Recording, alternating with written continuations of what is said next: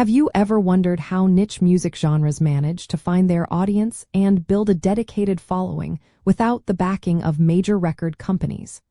How do artists with unique sounds reach listeners far and wide, especially in an era before digital streaming dominated?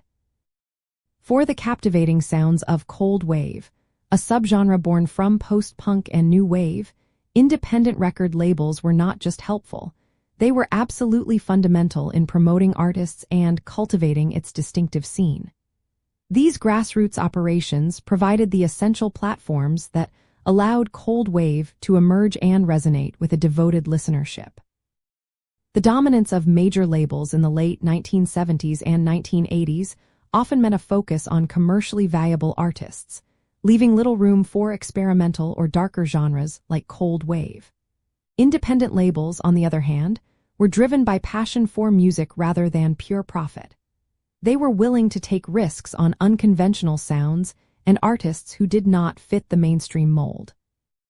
This crucial difference fostered an environment of artistic freedom, enabling bands to develop their unique styles without creative interference. It also allowed for direct connections between artists and their small but growing fan base, building a more authentic and dedicated community. These independent labels utilized a resourceful and community-focused approach to promotion. They relied heavily on fanzines, which were fan-produced magazines and newsletters, to share reviews and interviews with their dedicated readership. Distribution often involved physical record stores, often small independent shops themselves, and directly through mail order to fans.